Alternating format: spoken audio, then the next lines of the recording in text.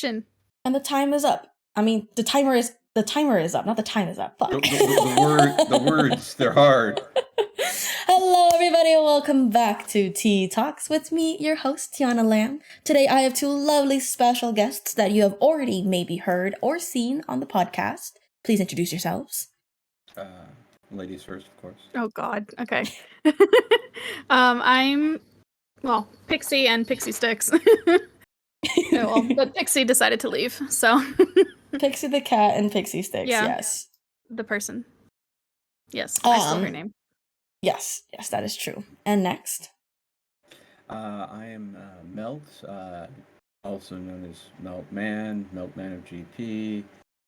Been streaming for a while. Just hanging and chilling. We got some questions that we need to answer today, T? Kind of. But first, Pixie, can you lower your gain like the teensiest bit? Yes, has that better? Thank you. Yes, thank you very much. So today's topic is actually a very important topic. I'd say it's one of the few important topics to really think about before even going into streaming. Why?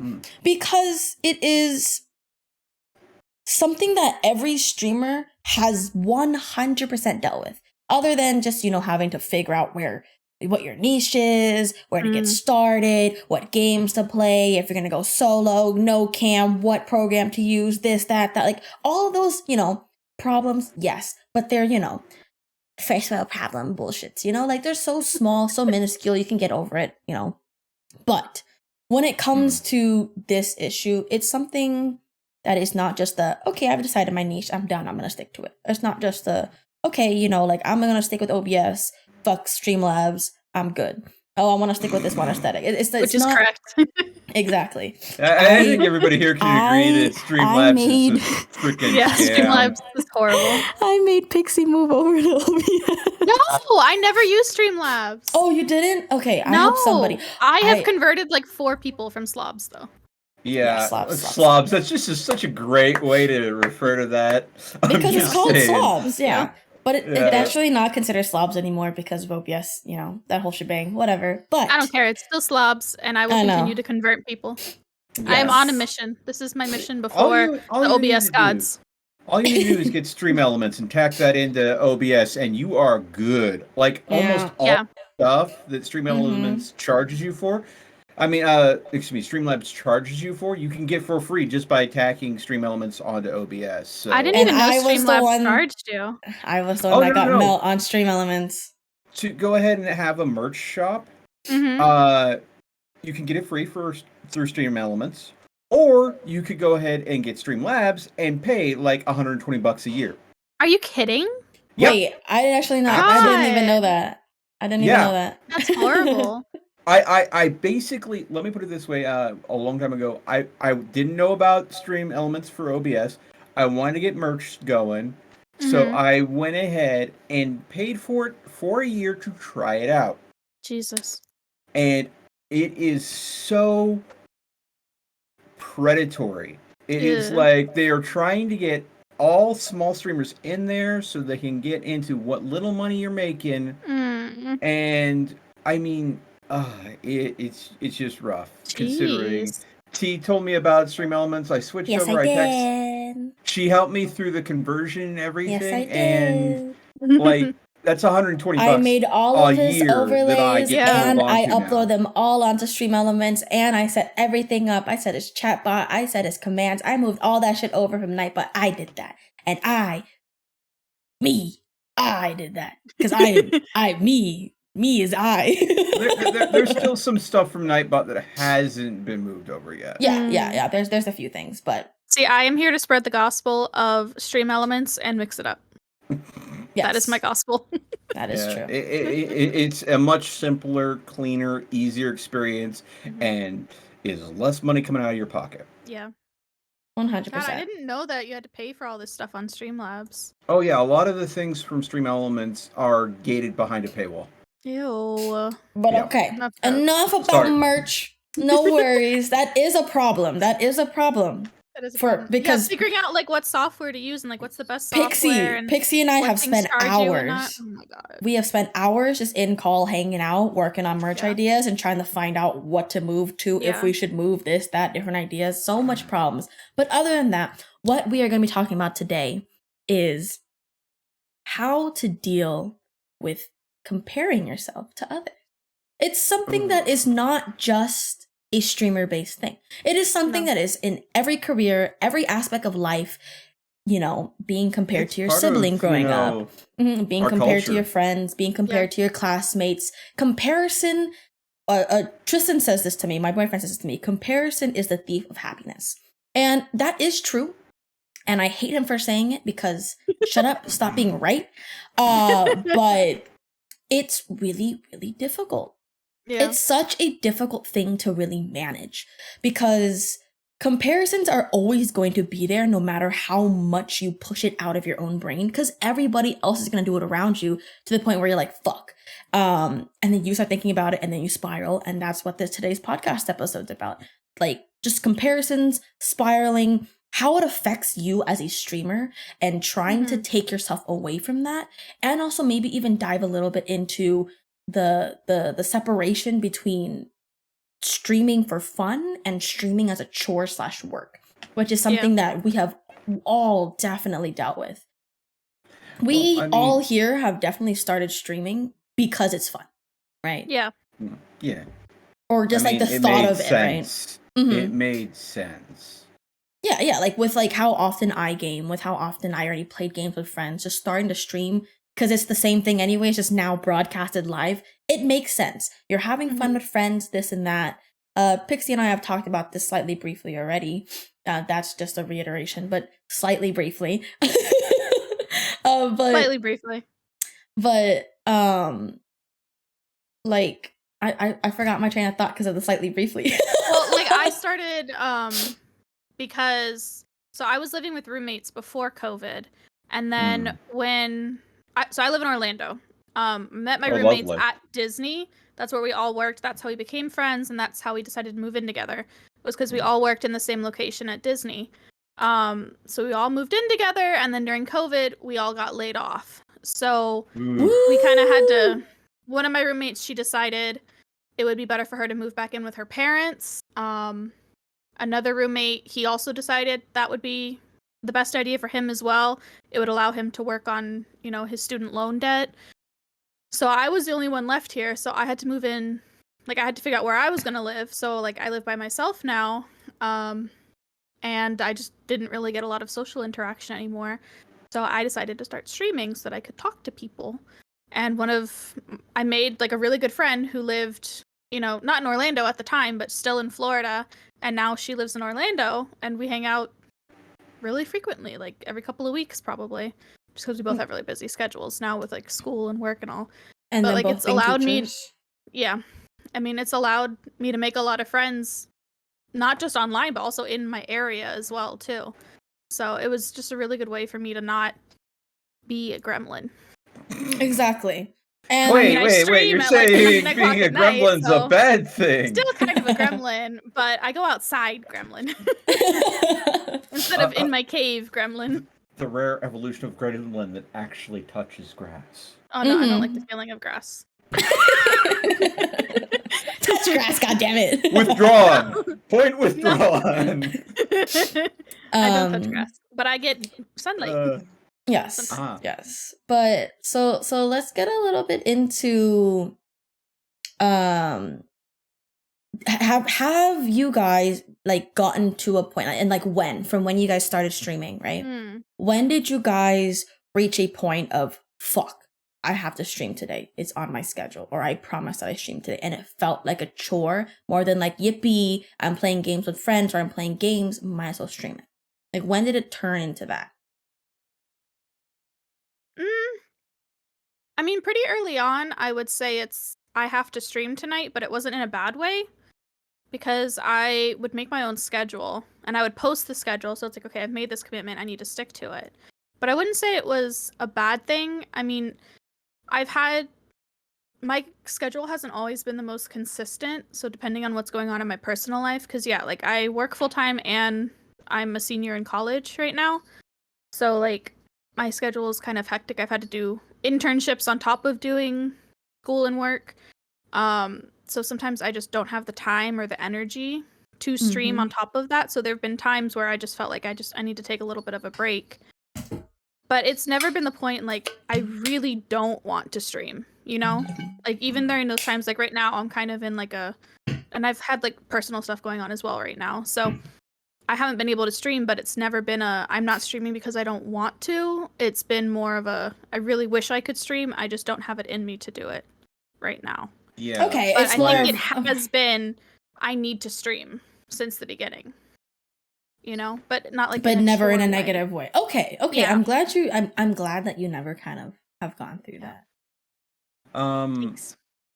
In my experience, there's been a few times where it's been like chore life because, and this is entirely my own fault. I blame no one but me because, again, much like Pixie here, I create my own schedule, and there were times where I held myself to a 7 p.m. every day. That's when the camera goes on. Yeah. And there were times where I was like, I either slept like shit or I had been sick for a couple days in a row. I had lost my voice. And I'm like, it's not, it almost felt not like a chore to turn the camera on, but when I had to ask my community, hey guys, I need to take a day off. I need to recover. I kind of had like a reverse. If this makes any sense, instead of feeling like a chore, I kind of felt like I was letting my community down by not streaming. I felt like this ties into maybe how much my personal self-esteem gets tied into streaming, which is kind of a dangerous thing, I think. Yes. When I don't stream, I feel bad because one, I will, because again, me personally, this might be a little personalized. I have depression and anxiety disorders that I cope with regularly. So when I'm not streaming, when I'm not having that social interaction with my community, my friends, I feel it. Yeah. But at the same time, if I can't freaking talk because my voice is gone, what can you do? So sometimes it feels like a chore, maybe a little bit, but it feels even worse when I don't, if that makes any sense. It does, yeah, because like, I feel like I haven't streamed in over a month just because I don't have it in me right now. So yeah, I mean, you could see that as like chore, like job, like I don't have it in me to. But I feel so guilty, especially when certain members of my community like to give me a hard time about it. Like they're just messing around. Like I don't like fault them for it. Like that's just like, I'm so glad that we have that kind of relationship where like they feel like they can like make fun of me more like he does, family. You know? Yeah, exactly. So like I love that, but like but that's I'm just like, ouch. guys, I feel so bad. It is ouch. It is ouch, but like I feel so bad, you know. So, and that's the same way how I feel like when I can't go into work because like I have these kids depending on me to be there to teach them, and like I'm sick or I'm like in a funk or personal stuff going on, and I can't show up. I feel so bad about it, so bad, like so guilty. What's like really, really interesting is how different we are from each other. Like we're all streamers. You're over here with me. We're all like different. Oh yeah, no, but like the thing is, right? Like I came into this podcast and we've all obviously talked about like the topic of this podcast before actually recording this. And like I thought that we would all have like very, very similar like mindsets, which is obviously like, like a stupid assumption that I made out of my ass, but at the same time, it's like we've all been streaming for at least, like 1 to 2 years now. And, like we've all gone through slightly very similar, like, whatever amount. 1 to 2 years. Yeah. Minimum. I just had my that's another thing. Like I just had my 2-year stream anniversary and I'm not there, So like that's, yeah. But like, I totally get where you're coming from, T. I have felt many times, more than I can count on one hand, of me coming home and being like, I don't want to fucking stream. I don't give a fuck. This is me. Like, I have no motivation. It feels like a fucking job. Like, I'm not having fun anymore. And the reason being is the addition of comparing yourself to other people. Yeah. Of my community is not big enough. My community is not as close. It's not as close knit as other people's. There are not people that are willing to just constantly sit there and wait for me. There's no one there that will be ecstatic about me streaming. My viewer count has dropped from 13 to 5, and there's so many things that are just like bam, bam, bam, bam, bam. Because I needed to take a genuine mental health fucking break because I was fucking going through it. And I said, hey guys, I cannot stream. I'm gonna disappear for a month. I disappeared for like a month and a half because I was going through starting a new relationship, going through other things that I've already talked to you guys about that y'all know. And coming back after a month and a half, now in a relationship, now happy, now ready to stream again, nobody came back. And that was a fucking hit, such a bad hit that now it felt like a chore of like, there's nobody wanting to come. There's nobody that missed me enough. Like, other than, of course, Adderworks. Adderworks has always been there for me since the beginning. There are people that have been there. My boyfriend is there. There are some mods, but like, I have 8 mods. I have like 8 mods, right? And only one of them shows up. And they show up like half of the time. And that is Pixie. And that is it. Literally. It is just fucking Pixie. She pops in because she's 3 hours ahead. She has to go to bed. And at one point, just like last month, she disappeared and then I got fucking hate rated. And it sucks because I didn't have like the help that I needed, right? I could handle it myself, but the thing is, like, having that to be able to have that support. Yeah, to have that support to be able to do that, it wasn't there. So then Adderworks was nice enough to like say like, hey, I'm usually up around this time, just mod me. I'm not gonna do anything with it, but like if something like this happens, I'll jump on it. I'm like, thanks. Question: when is Adderworks not awake? Facts. Literally. I know. You're just always there somehow. Yeah. Vampire confirmed. Something. Melt is AI. Adderworks is a vampire. He's the one that won the joke that I'm an AI because I stream for so long hours and I stream so consistently. But maybe this is him projecting a little bit. Hey, you gotta. Does Adderworks tune into this podcast? Are we? He just followed my YouTube channel today. Oh no! I just got the notification earlier at work. Oh no! Hi Adderworks, we love you. Keep on watching. We appreciate it. Please, when Skynet comes alive, remember us fondly. But yeah, like it was such a big hit that it became a job for me because of all of these other thoughts that are festering in my brain, of all these negative things that are making me spiral so much of nobody wants me here. I don't want to be here. No one wants me. I'll just might as well just play games. I'll just play games on myself. I don't need to have people watching me. I don't need to keep watching the viewer count. Yes, I dropped from 13, the highest I've ever been. I was so happy. I was so excited. I was like, oh my God, I'm growing. It's been taking so long, but I'm growing. I reached 800, this, that, this. And then plummet to me just getting 1, 2, 3, barely making it to even like make affiliate if I were to be unaffiliated. And it was so painful. It was so, and it's so difficult to deal with, especially being a small streamer, because of course, like once you grow big enough, you can take a break and you can still be active slightly on other social medias. But once you come back, you still at least have 50%, at least. Yeah.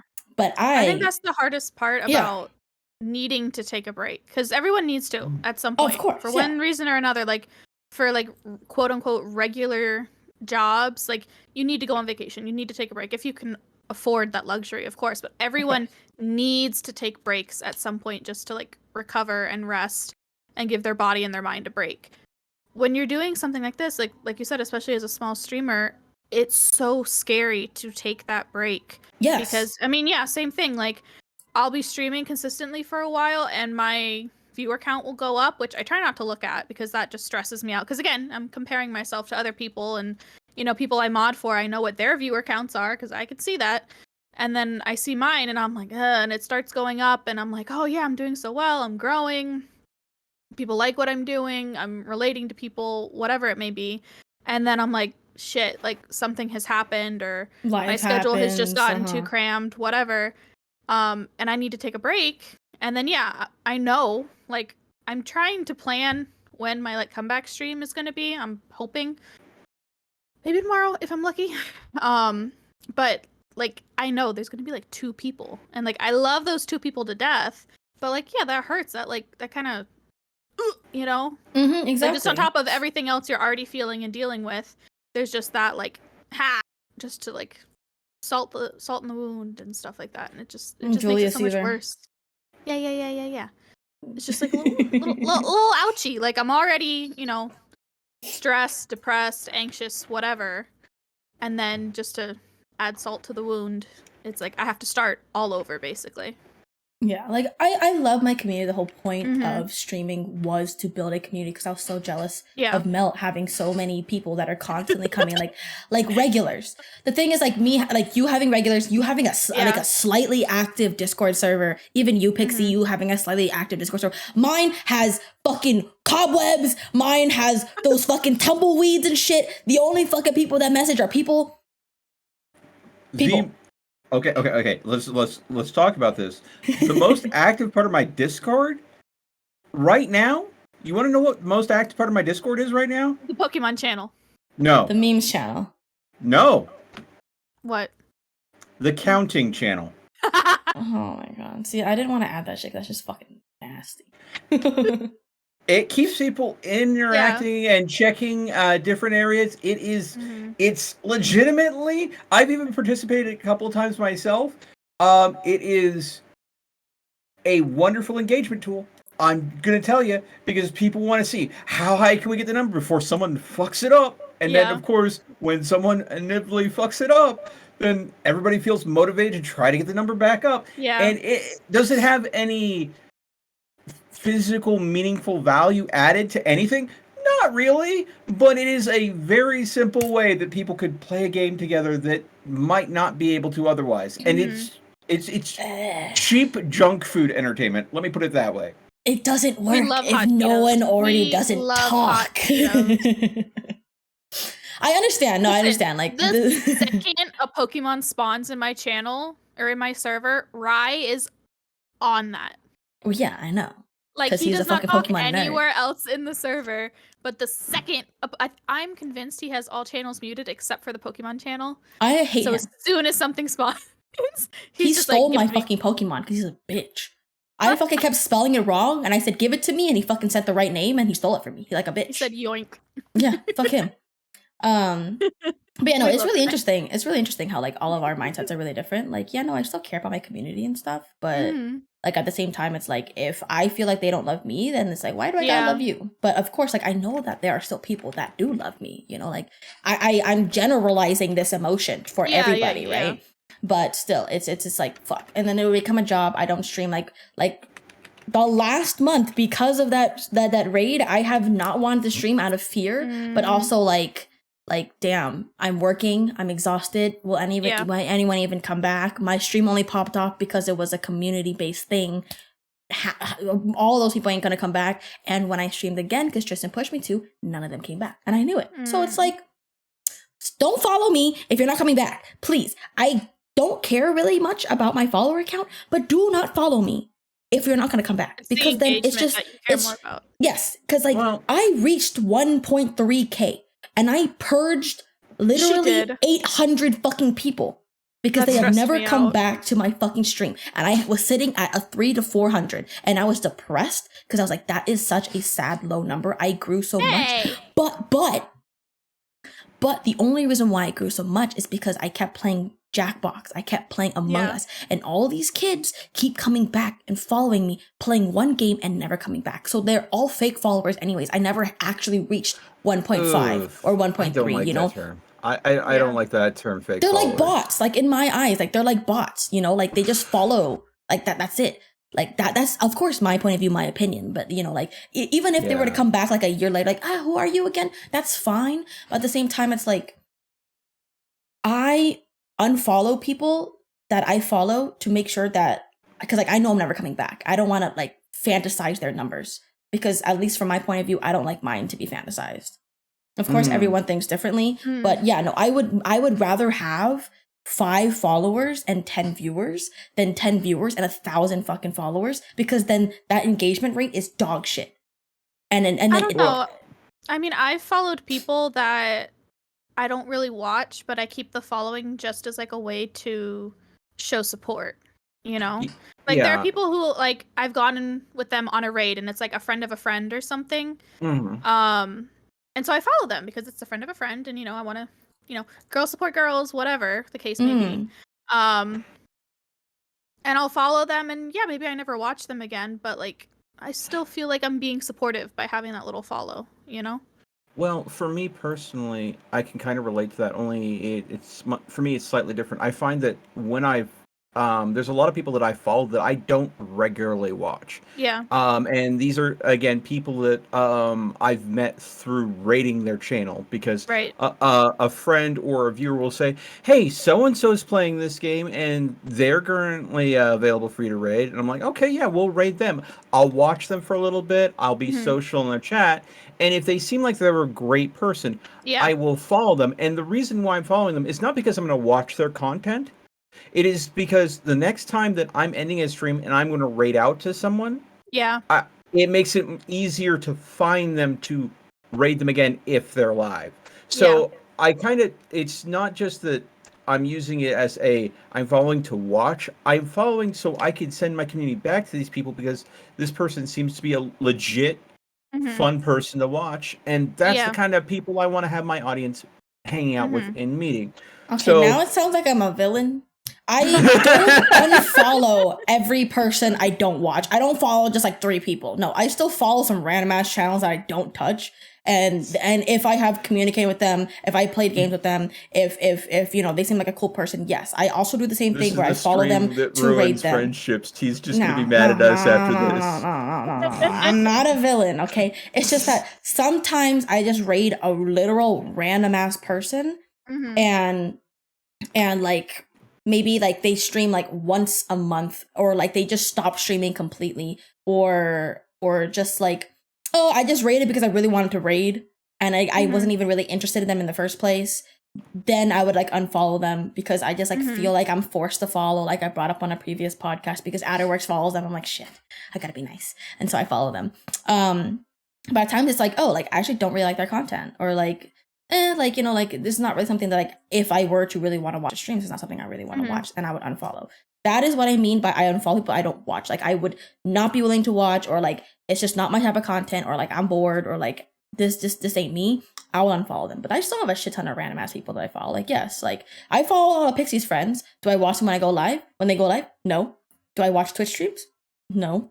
But yes, I still follow people to support them. Yes, like that is something that I want to do. Like, oh my god, they have like a follower goal. They're only like 5 away. Yeah, sure, I'll follow them. That's fine. Like especially stuff like that. Yeah. Yeah, like it's not gonna hurt. Like yes, it's not the end of the world for me following them. But I'm not a villain. I promise. Okay, I'm not a villain. I'm not a bad person. I promise. Please. Yeah, I mean, like you were saying, Mel, I think that helps me as well too. Is like when I go to raid and there's like no one live, I'm like, okay. So yeah, I'll raid like a random person, but I would prefer to raid someone that I have some sort of connection with. So whether it be through mutual friends or we have the same kind of vibes. So like sometimes I'll be on Twitch and I'll just be looking through for people who like their theming is similar to my theming and like branding and stuff like that. Or like when I go to raid a random person, I tend to watch them for a little bit just to check them out. Or like I look at their panels. Oh my god, do your about me section.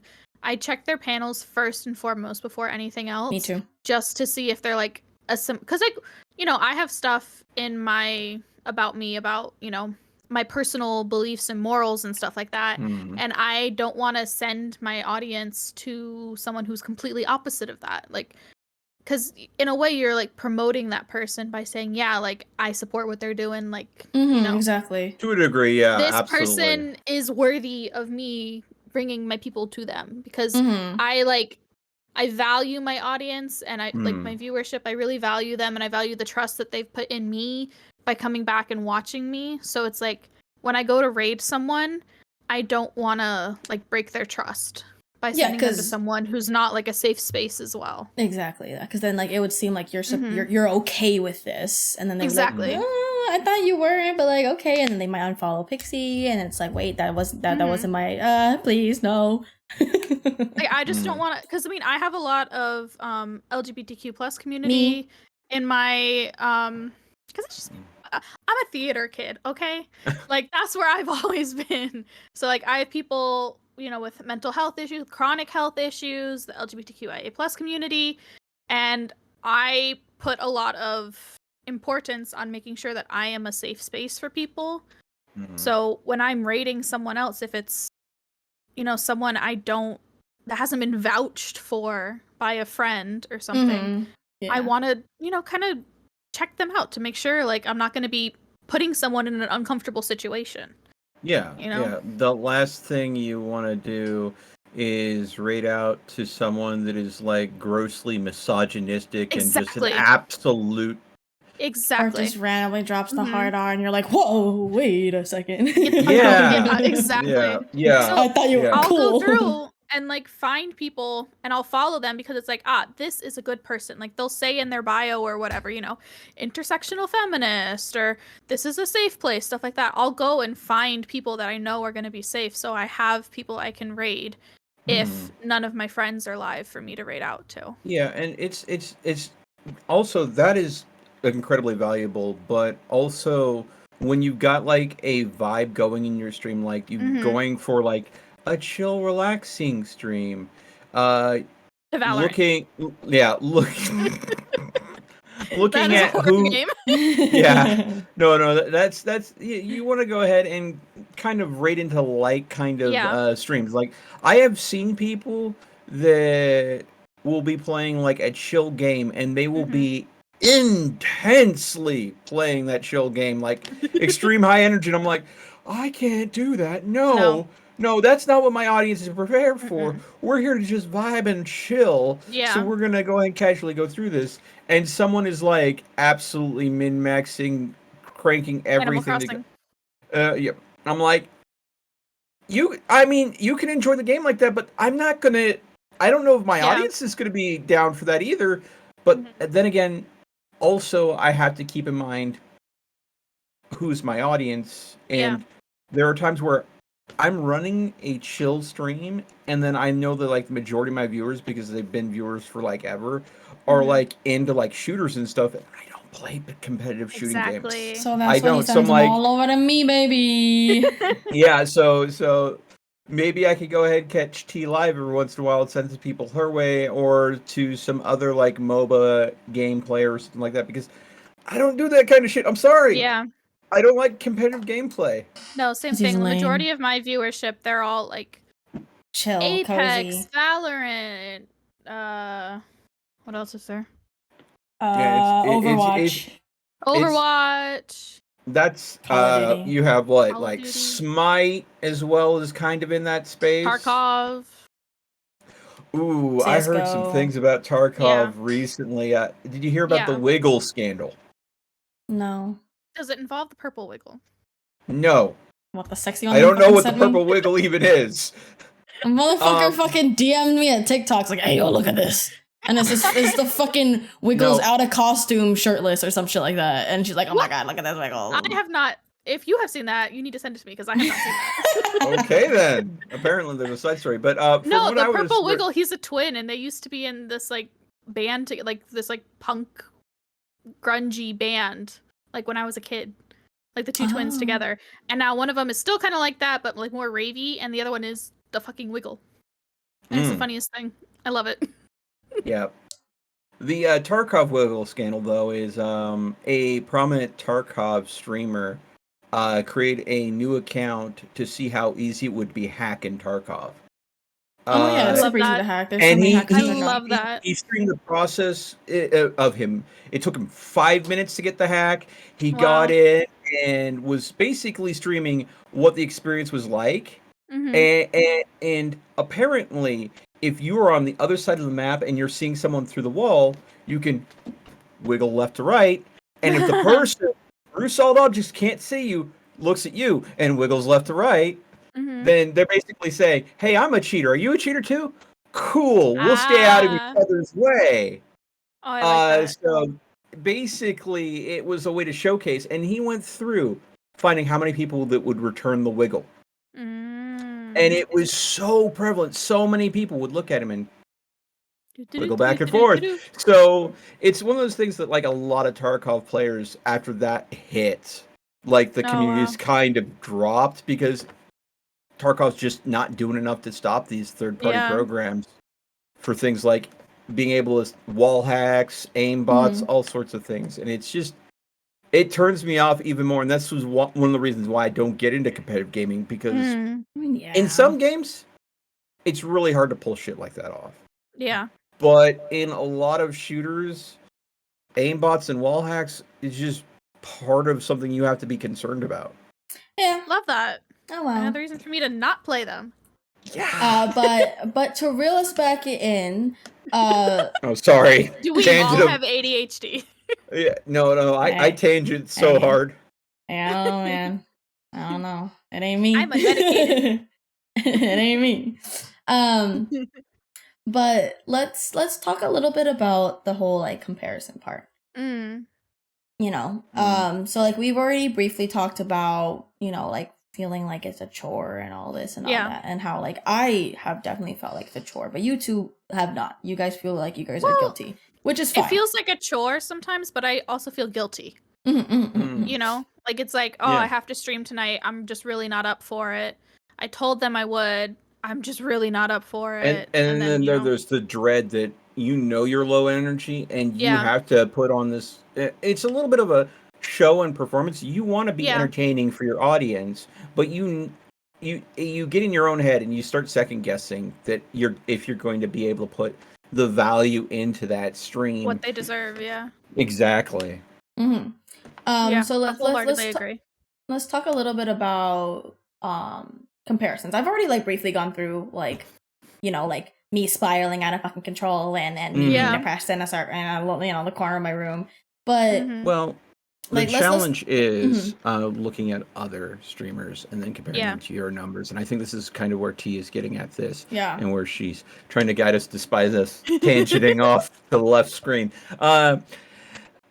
There's been a number of times when I first got started where I would go in and say, oh, this person has, you know, like hundreds of views and they're just talking to chat and that's all they're doing. They're not even playing a game. That should be so easy. And then you get into starting streaming and you're like, why can't I do that?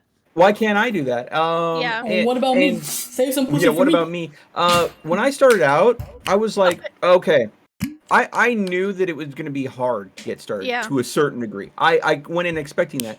But YouTube had just added live streaming as something you could do. And they were promoting it. So at the start of live streaming, I'm like, okay, I experimented just a little bit on Twitch. I didn't launch myself really. I did like one stream that was kind of shit. It's dead. No one will ever find it. Don't look. And I can find anything. Yeah, I was terrible. It was cringe. Don't look for it, please. Anyways, what it was an opportunity for me to get into YouTube streaming, and that's where I launched Gaming Philosophy, my YouTube channel. And because YouTube was trying to promote and encourage live streaming so hard then, they had no problem sending viewers your way. Your viewership numbers on YouTube look great as someone just starting out when they launched it. But over time, they said, fuck you. Well, algorithms have these little screws that get turned this way and that way. And you start seeing streams going towards late night TV talk show hosts. And mainstream traditional media services and your viewership numbers and the people being suggested to people to tune in shrink. And it just felt like, and then you would go ahead and compare yourself to other people that were streaming that weren't suffering as much shrink as you. And it felt like, what did I do wrong? Yeah. I hate that. I had these brilliant big numbers. And then it feels like you failed in some way. Yeah, like you're being punished for something. Yeah.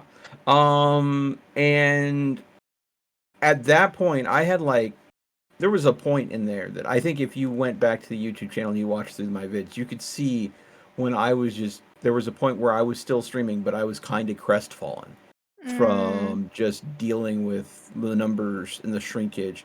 And the thing that I was hearing time and time again is, dude, get out of YouTube, go over to Twitch. And I was like, my biggest concern with switching from YouTube to Twitch was the conversions. Going from having, like, I have, I think, over 2,000 subscribers on YouTube still. And I know that less than a third of my audience that I had on YouTube followed me to Twitch. Right. But the people that followed me over all those years ago from YouTube to Twitch have been the most dedicated, the most loyal, the most wonderful viewers you could ask for. Hi. And it was just absolutely amazing to have so many people do that. You killed her. Yeah. Hi. It's me. Yeah, you definitely are one in that number, T. Yeah. Absolutely. Well, that's like with the whole new like Kick thing. You know, like everyone's saying, switch over to Kick, and it's like, fuck no. Okay. I'm gonna say this right now. I when Kick first came around, before they went ahead and did that, I tried Kick out, and you know my experience with Kick was what? Nearly naked ladies telling me to go ahead and sign up for their service. It was nothing but porn bots. So, and every time I've looked at it, it has not changed. I would not encourage. I took a look at Kick and I was like, why the fuck does this bitch have 1.3k viewers right now? I took a look, no one's chatting. She just started streaming like 5 minutes ago. And then, so literally what Kick was doing was they were fabricating numbers. Yeah. This was super early on, they were fabricating numbers. Because the thing is, like, when you see it on the thing, on the actual, like, For You page, whatever, it shows that many. But when you go in, it shows, like, 1, 0. Like, now, I'm not saying... Really? On the whole page, Yeah. I'm not saying that Kick has a problem with, like, porn bots, but, I mean... Other social services have it too. Like YouTube has porn commenters. Oh my god, my Twitter, that's all of my DMs. Are like, you should come subscribe, you should come subscribe. And I'm like, no. Yeah. And then, you know, you click on their profile, you read a little bit about them, see the link to their OnlyFans. And I'm going to go ahead and say this. If you are a legitimate creator and you have like an OnlyFans and you're trying to go and put that out there and you want to do that, power to you. Yeah. The thing that I'm complaining about is not you. The thing I am complaining about is the scammy kind of people that are go ahead and just baiting people to sign up for something that has little to no value and doesn't really have heart into it. I mean, I literally the more just get catfish, DMs. like, yeah. I mean, I just get DMs on Twitter, and it's only on my stream Twitter. Like, I have a personal Twitter. Like, I have a couple different Twitter accounts. And it's only my stream Twitter that my DMs are just sign up for my OnlyFans, sign up for my OnlyFans, sign up for my OnlyFans. And I'm like, more power to you. You got the cojones to do it. I'm so proud of you. So happy for you. But like, don't DM me. Like, if I want that kind of material, I would go looking for it. I don't like, it feels like people coming to your door, you know, like solicitors. I don't like solicitation. That's my thing. You know, I kind of have an interesting experience to that, but it's not OnlyFans advertisements that I get. It is graphic designers. That's everybody. I made such a big mistake. I was looking for artists to design some merch for me, and I posted on Twitter, "Hey, I'm looking for an artist." Oh my god, it's been like 2 months. People came out of the word work. I have never had that level. What was it, like 2 months ago, 3 months ago? Do you know? Do you remember? 3 months ago? It has finally stopped. Like the DMs, the retweets, the likes on that tweet, like it has finally stopped. She turned off the comments on that tweet. I did. Yeah. No, I mean, honestly, big mistake. I wish that I could get the same amount of turnout for an editor position. Bro. Because if I had someone to edit my live streams and put it on the YouTube page that I've already got established, then I could bring the YouTube back to some degree and get a second source of revenue. but finding someone that wants to try editing out and is willing to learn on the job is just impossible these days. If I may make a recommendation, I suggest Fiverr, because that is a fantastic place to find wonderfully talented graphic and computer people. Not Spawn. But the thing is, I have at some point. That's how I met T. Where? That's how I met T. I hired her on Fiverr. Oh, really? Yes, well, your Fiverr experience and my Fiverr experience have been vastly different. I made a friend. We've been friends for a year, but the only reason why I actually started doing graphic design is because of Mel. Not actually, sorry. I started making overlays because of Mel, because I wanted to redo his shitty ass fucking previous whatever the fuck he had. I don't even. The thing is, I don't even remember what he used to fucking have. I don't even remember what he used to fucking have. That's the thing. Oh yeah, it was just bullshit. Cam over gameplay. That's all it was. I hated it. So I was like, Mel, I do graphic. Me do for you for free. And he's like, are you sure? I'm like, yes, me do for you. And then I did for him. And then yes. The thing is, I think it's ugly as fuck now, years later. If you ever want to redo it, hit me up. But I mean, I'm down. She still has to do my alerts. Hang on. Hey, yo, shut the fuck up. Yeah, T's definitely in demand. But when I switched over to using the layout that T suggested, it was such you have to deal with a certain amount of people that are not used to change. Yeah, because I oh my god. Oh, there were a few people that I can't see the gameplay. Just make the gameplay full screen. Why'd you have to change it? Shut the fuck up. It's cute. Honest, I mean, the layout is much nicer. It looks much more professional. It includes chat on screen, so if people are watching it from VOD land, it's easier to go ahead and see what is chat actually talking about. Because unless you're using a text-to-speech reader, a lot of the things that chat's saying could be lost. So if you're watching it from like a VOD or on a different platform, you only see half the conversation, which is a terrible experience. Like so having chat integrated is definitely really useful if you're going to be on multiple platforms. So it was a value add. And then of course it builds the social media into the actual layout. So again, that makes it easier for people to find you. So all in all, definitely a plus, but I can also understand. I can definitely understand the feedbacks that some of my viewers were given, because they were used to watching the content probably on a very small mobile device, and the screen's already so tiny. So having the screen get a little tinier. I'm sorry, T. What was that? You can zoom in on mobile devices on Twitch. Okay. They're bitches. Ed. Damn. My participation in this stream does not reflect the opinions and thoughts of myself. I'm kidding. I mean, like, that's in the past. Like, I know what to do for your new stream, your new overlay. No. I have something I want to pitch to T here. Oh boy. She's getting back into streaming, right? And she's doing this podcast. That's one thing she could do. And with how spicy you've been during the podcast, maybe we'll see T as do her villain arc for her live streams. Bruh, maybe she done been in a villain arc. Fuck you mean, bro? And dude, what do you mean? There are bitches. She literally bullied me since day one. No. Is that what those horns are about? The fuck you mean? Don't be lying. Day 2. Don't be lying. Day 1, you were paying me money. Day 2, there was no more income. What do you mean? Wait, what? Because day 1 that I met her. Yeah. And I finished it the same day that I talked to her on stream. Yeah. And then she rated me because I was doing it on my stream. And then day 2 was when she tried to hire me again to do more things. So I was still relatively nice to her, but I was still starting to like inch in with my bullying. And then day 3, it was like good at telling her what I want. No, she is not. I have noticed that it's a challenge when you're working with an artist, especially one that you're not familiar with, how to communicate with them. Like Pixie to knows a point where I went ahead and went off and tried to look for someone to do some emotes for my channel, animated emotes.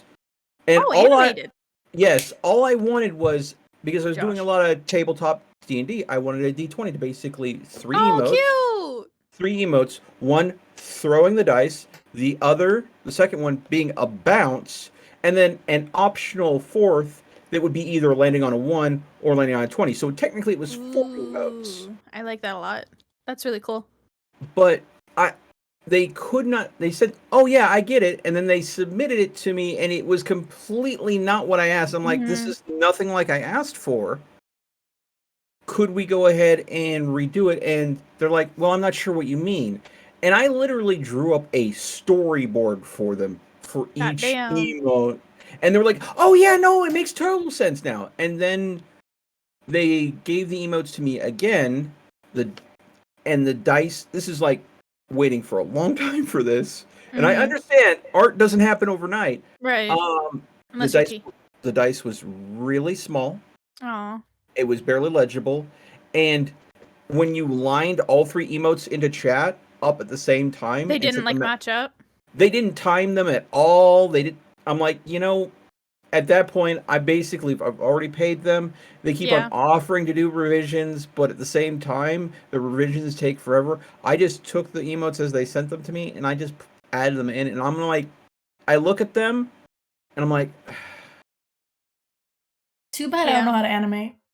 Yeah, it's one of those things which eventually I'm looking at those. I'm like, okay, I'm gonna get them redone eventually, but I'm just gonna leave them sit. And occasionally, people will use like the natural 1 or the natural 20 roll just on its own without using the chain because it just the chain would have been really cool though. The chain. I get what you're saying. I can see it in my brain, but I would not be able to do it for you. I apologize. Too bad my animation major best friend refuses to do animated emotes. Really? Yes. That's where I just was coming from, was from dinner with this best friend. Josh. Well, fuck Josh. Well, okay. I mean, if they are busy and they have other things, they're not. They just are lazy. They're like, I don't want to do it. The fuck? That's too much work. Me too. That's why I haven't done her animated fucking shit, bro. What the fuck you mean? Like, bro, what? I get this. This is a lot of work. But if I were to do it, I could get it done in a fucking day. But I'm you literally could. That's what we're doing. No, you're busy. See, this was a person that This is a person that I'm throwing like almost $300 at, though. Literally. Oh! Yeah. You spent $300 for shit, bro. I literally make shit for Pixie for free because she pays me in being bullied. You okay. I let her bully me. You were at the point when I was doing this. You were in the wind. You were doing other things. And you know me. I've dropped that kind of money on stuff. How often do I reach out for help, T? 0. Yeah, I am one of those people. Well, I'll have an idea and I'll have something cooking in the back burner, and I don't want to lean too hard on my friends because I feel guilty about that. Yeah. So I don't. So the people that usually are my longest friends are the ones that are going to go ahead and get the ones that get in touch with me and start poking the shit out of me until I respond. Yeah. What are you? What major loser? Good God, T. Just have this mirror for doing that. If I do it fast enough, if I do it back around it yourself. If I do it fast enough, you can't. I'm naming this episode ADHD in a nutshell.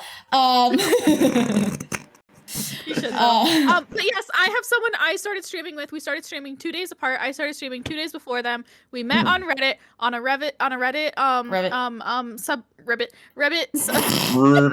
subreddit about like Twitch affiliate, like starting out streaming on Twitch. And they we were the first couple of months we were pretty much like neck and neck. And then I think about 6 months into it, they like doubled what I was like the numbers that I was doing. And I was trying to be like, don't look at the numbers, don't look at the numbers. Like, I turned my viewership off. I'm like, don't compare. Like, it's fine. Like, no big deal. Like, that doesn't mean anything about you. Did you ever sit down and talk with this person? It's like, wow, you're exploding. Did you do anything different? Or anything like that? I'm one of their mods. So I was there for, we're each other's mod. So, I've been there for every single stream. They didn't really always come to my stream, but again, the time difference, like they're West Coast, I'm East Coast. So like when I would start streaming, they would still be at work or at dinner or whatever. So it would just be easy for me to stream and then raid into them. Or raid someone else and then just go and mod for them. Did I sleep? No. But, you know. Oh boy. Pixie really being best mod. Best mod. But yeah, like I don't know, like I watch what they're doing and like we play the same kind of games. Like they also don't really play shooters. They play a lot more indie games than I play. And some games that they've played are just games that I just don't really have any interest in. Like there's like some monkey one, balloons, monkey, something. I forgot. Yeah. I'm like, it's cute, but it reminds me too much. It's fucking boring as shit. It's just a mobile game. It's fine. It's like oh god, what is it the kids always want to play? It's not Kahoot. I forget, but there's some kind of app that you can do with the kids. And so you make like a set of questions for them, or other people have made sets, so like flashcards or whatever. And then you go in and it's gonna bother me. And then you can choose what format of game you want to play. So it's a game that they have to play, and they're competing against each other in the class. But they have to answer the questions from the question set in the game. And one of them is called Tower Defense, and there's Tower Defense 2. Those are 2 of the game modes. And it's the same kind of thing where there's a track, and you have to put these different things to like pew pew pew pew pew pew. I've never heard of this in my entire life. It's just gonna bother me. She's gonna go look it up now. So yeah, I'm literally. So it sounds like someone took the type of tower defense game, which is a genre of game that's all on its own, and then turned it into a study tool. Yes. Okay. And that doesn't surprise me at all. People have been trying to gamify education for years. Minecraft education, let's go. But Mel, let's go into like you and your comparisons. It's not a Kahoot. Look it. It's look it. I did it. Look it. Okay. Look it. Look it. Yes. Yes. That feels so awkward in the mouth. That word. So it's like it's similar that to Kahoot. Is being clipped so, like, immediately. You have to pick a second, like you have to pick a like a deck of information. So there's like math, one, science, history, whatever. So you can make a thing for whatever. And so you pick the like question set that you want to play. The kids all like log into their little code, like they put in a code just like you do with Kahoot. And then you pick the game mode, and the kids love Tower Defense and Tower Defense 2. Those are 2 of the game modes. There's also one that's like a hacking one, so you have to like figure out each other's passwords, and you can steal money from each other, stuff like that. So the kids love that kind of stuff. But yeah, so it's similar to like the monkey game, and that's just not. Now the monkey game reminds me of that, and I'm like, no work at home. Yeah. No. Makes sense. No, I get that. Yeah, we literally started streaming 2 days apart. And like I've always been comparing myself to them, and I try so hard not to because I know it's not healthy. I've always had that issue of comparing myself to other people, which, like you were saying, I think is natural. Yeah, it's a cultural thing. Yeah. I mean, it's part of our condition because I mean there was a phrase from it way back when Keeping Up with the Joneses. If you're familiar with that, where it was I have to go and make more at work, so I can buy the new barbecue grill because the Joneses family down the street just got a new barbecue grill, and well, I'm better than them, so I should have a new barbecue. Exactly, or they just got a new car. Well, then I need to get a new car because again, I'm they're installing a pool. Yeah, exactly, and so much of your life starts revolving around doing better, having better than the person down the street from you, and it's such a toxic mindset. Yeah, it gets the economy whirling. That's great, which that's probably where it came from. The thing is, when it comes to your personal value, your personal wealth, if you build that wealth off of someone else, then you're in for a roller coaster because that's what streaming is very much a roller coaster ride. You're going to have those streams where you have like someone raids into you, you meet a lot of new people, you get a lot of good follows, and things go great. and then you'll hit a slump because, you know, you'll either have people that can't donate as much because times are tough. You'll have people that have picked up an extra shift at work so they can't show up for a stream. You'll have all these factors that there's no way you could have had any control over. And it has nothing to do with you. Exactly. But when you see those numbers dip, you want to jump off a ship. You feel that your heart drops a bit. You take it personally, even though. And then when you have someone that's, like example, streaming it at a slightly different time zone, because those factors. Oh my god. Because.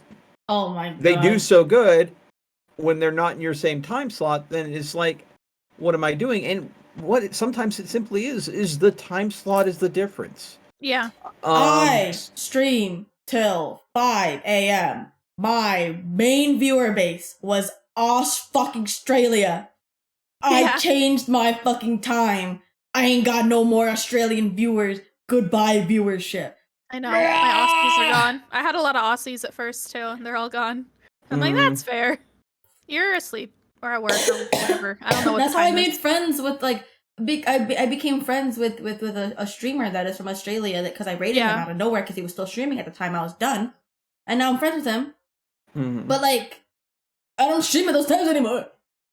Yeah, or it's like someone, because you stream late, you can raid someone else, but they'll never be able to raid you. And it's nothing personal. It's just because of the time.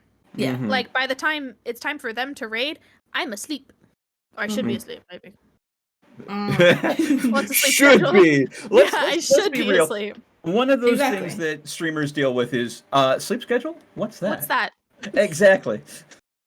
It's funny because I had a shitty sleep schedule before I started streaming. Yeah. Yes, and then you started streaming, and that so totally helped. It solidified it. Yeah.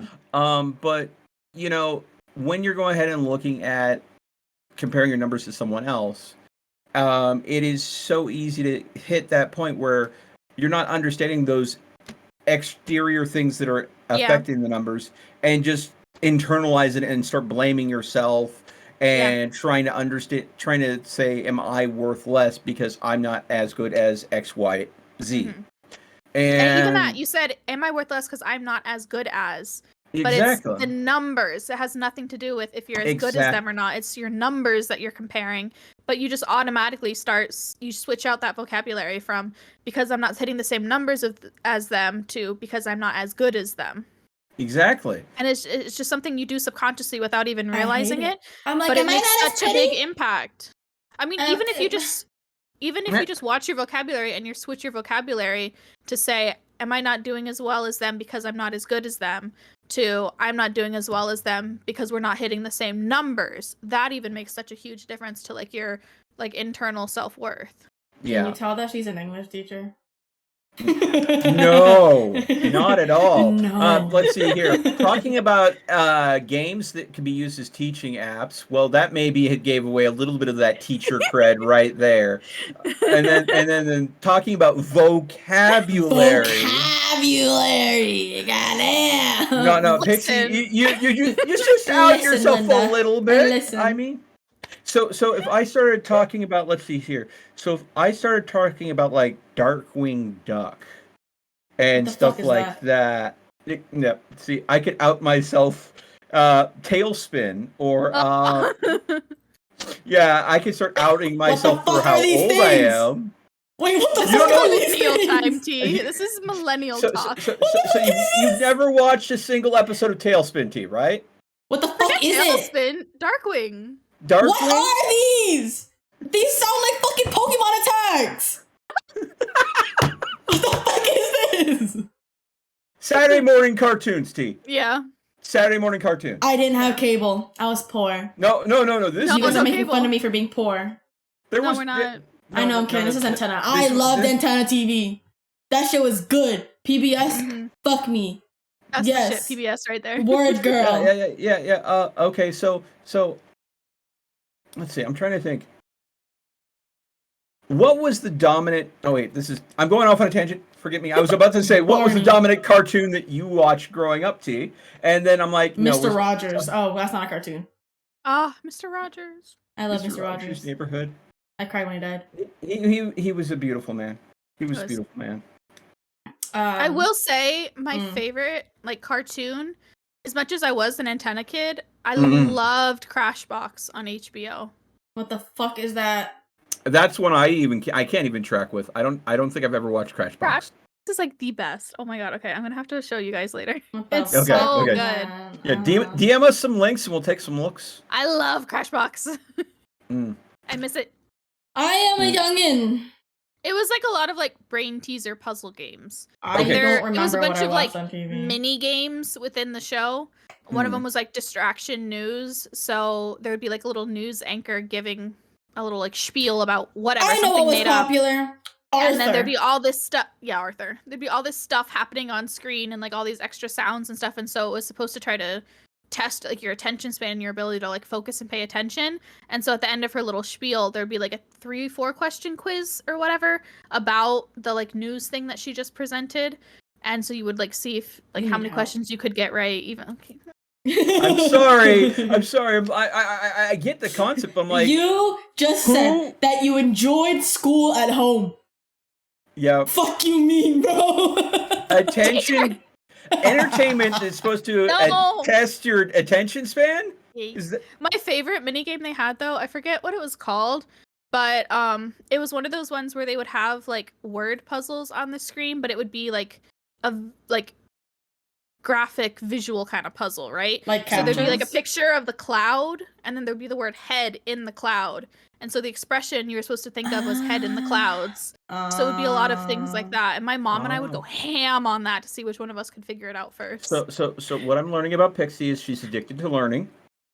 No, she hates class. And she's a puzzle file.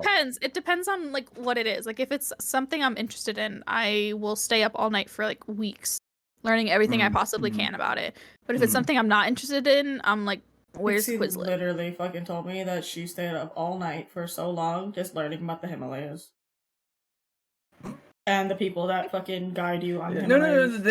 There's a term and for this. She just talked to me about it for an hour. I believe they're referred to as professional students. I thought you were gonna go with autistic because I do need to get tested for that. Damn, no, I wasn't gonna go that direction. Jeez. I do need to get tested for that. I know I'm not autistic, but God. I have ADHD though, so that is on the autism spectrum. Did you just me? Are you fucking saying I have autism? I'm not saying that it's an insult, but like I know I failed the autism test, as in I don't have autism. Wait, I need to take that like test where you get like the number score because I think I'll get like a 300 on it. I got like 15. Yeah, I'm not autistic. I think I might fail for different reasons because my dyslexia is terrible. Ooh. No. Your dyslexia? My dyslexia. I fucking said Don't do that to me. Don't do that to me. I'm making fun of T. I said literally last night. Last night I said I have number dyslexicness. I have number dyslexia. Is what you said. Yes, I'm number dyslexic. And then dyslexic. And then she said, I think you're just dyslexic. Yes. For me, it's just I'll be like typing out a message to someone and I'll be rushing and I won't be double checking what I'm spitting out. And I will have all the right letters in completely wrong spots. Your fingers are just faster than your brain. That's what that is. You're just going. But my fingers aren't fast. T, I've typed messages out to you before. Oh my god! How long does it take for me to? Fucking weird way. Literally, since like the first week we've known each other, I said in chat to her that I was gonna send her something, but I put SNED instead of SEND, and it is still a running joke. She'll go like, "I sned." And you sned it? And that was like literally in the first week of us knowing each other. I think it was a reference I had to send to her or something. Yeah, and she still does it. T, I think we're officially hijacking your podcast. That's fine. We're just all over the place. That's fine. We're over an hour, but that's fine. We're chilling. Yeah. I don't have to arrive to the restaurant until 8. I have to do after this, but that's like in several hours. So if you just want to like chill and bullshit, I mean, I still want to at least finish my fucking bullet points. I tried. You I talked did. about the person who started streaming 2 days after me. I tried. But guess what happened? You fucking talked about balloons. And then you talked about school. And then we talked about TV shows. And now we're fucking here. I'm medicated. I have no excuses. I'm And just no, like this. You fucking millennial joined her on these shows I don't fucking know. I'm sitting here confused with your fucking Pokemon fucking shits, bro. Oh, okay. It has nothing to do with Pokemon. What the fuck is Tailwhip, bro? Tailspin! Fuck. Tailspin! It sounds like a fucking... Bro, if you say Tailspin, I think of Tails from Sonic, or I think of Pokemon, bro. Like, what the fuck are y'all talking about? Okay. If I say I'm the sweating name, out of anger. if I say the name Baloo, what comes to your mind? Baloo? Yeah. Balloon. You're just dumb and can't spell. That's... Baloo is a bear. In the big blue house. Oh, blue, as in BLUE. No. That's no. Baloo is the. The really big, kind of terrifying big bear with the fucking house, and he like sings that cute ass goodnight song. I fucking love that show. That's Sorry. not I what I'm saying at love all. that show. Pixie No? completely hijacked it. That wasn't what I was going for. Was it? No. Okay. You're Have not talking you about that big ass fucking bear with the house, and he sings No. and then I I love was that just show. being annoying. I was just being annoying. Pixie took where I was going and then went outstage left. I love that, but at the same time, Baloo. Bear in Baloo. the what the fuck is this shit? No. Baloo. Think Jungle Book. Fuck no. Bear's Big Blue House. I love this show. This is amazing. This is the best fucking show. Oh my god, this is amazing. It's a lost cause. It is. It's a lost cause. Now you guys know how I feel. Fuck you guys. No. It's just literally someone took the objects of the Jungle Book characters and thought, hey, what if I made them in a modern civilization and Baloo ran a shipping company? That's fucking whack. Okay, so and was bad at it. Okay, so Really bad. Okay, so what? Mel, it's your turn. You haven't talked about it yet. So Talked about what? What was your experience of you starting? I mean, you already kind of talked about it, but like, you know, Pixie kind of went into like her comparison. Like, what is like your spiral? Like, do you have a personal experience? I've had a couple spirals, I'll be honest. I mean, I've been doing this. I've been streaming since 2017, so there's been moments where I have just absolutely curled up into a depression ball. This looks so wrong. I'm laughing when you're talking about depression. I swear I'm not laughing at you. I muted myself so I can't go off on a tangent again. Okay, I Please, apologize. feel free. Inform me what is so humorous. I slapped myself in the head with this, and then she just showed. What is that? I don't even know what that It's is. a wrist rest. It's a whisk.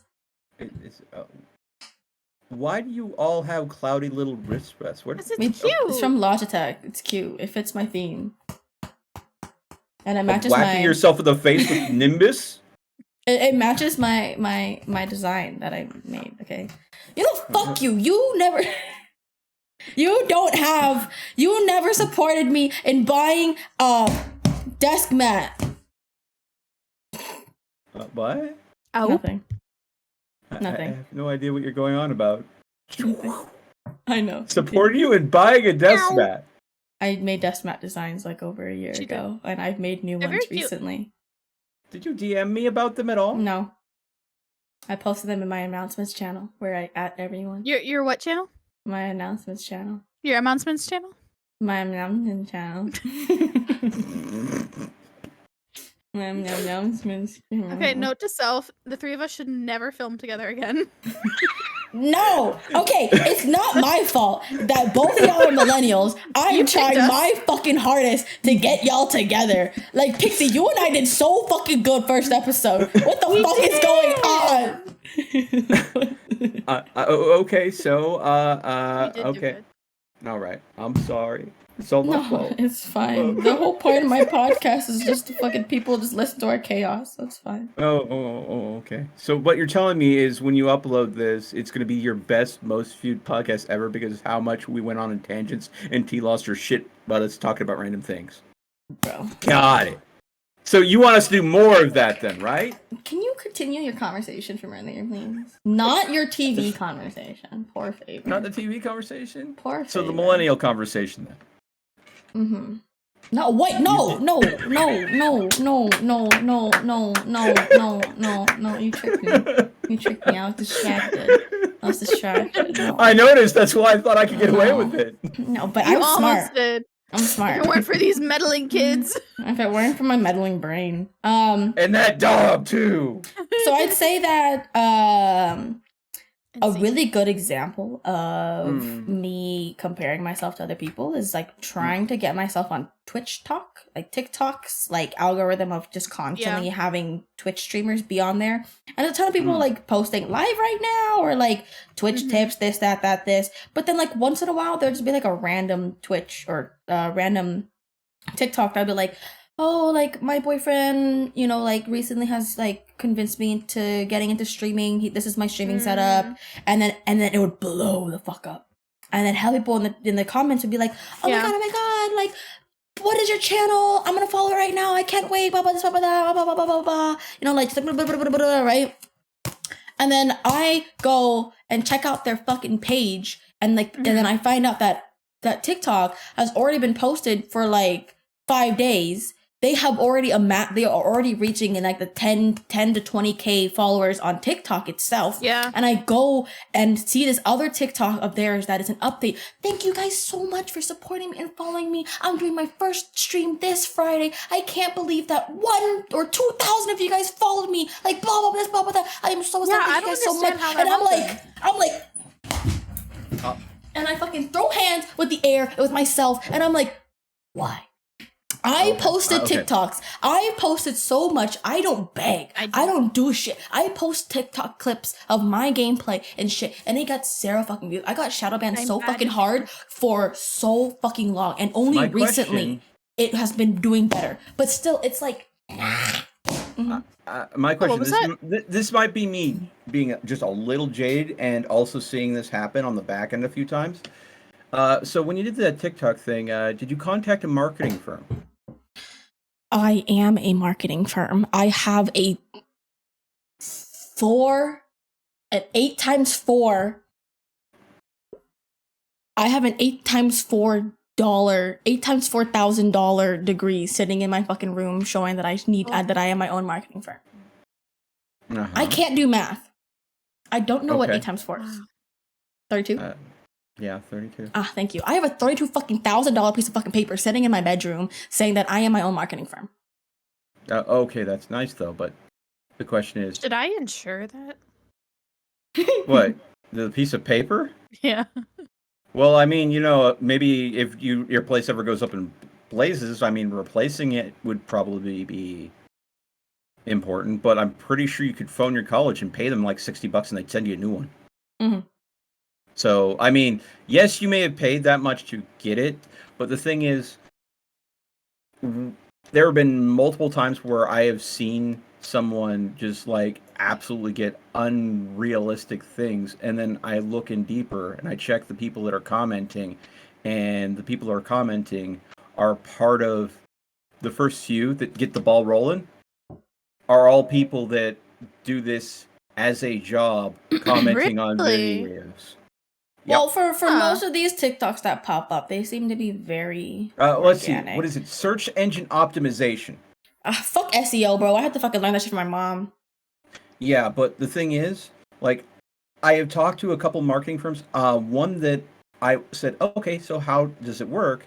And because I was looking into it, because I was seeing this happen a lot over the 5 years that I've been streaming, and no, you have to literally slap a lot of money down on a channel, and it's manufactured hype. I'd say that is a very, very, very, very, very, very, very minuscule portion of the people that I would agree.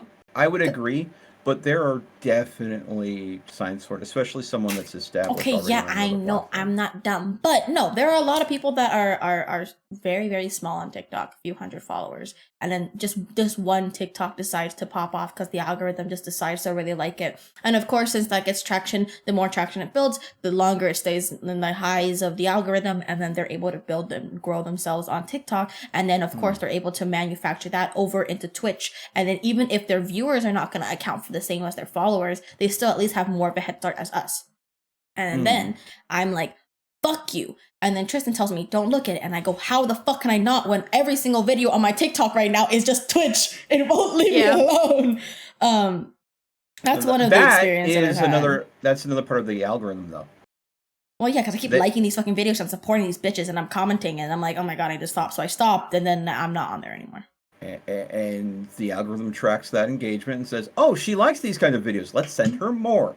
Exactly. That's why I was on fucking Kink Talk for like 3 months. I'm sorry, what? You heard You'll like it, Melt.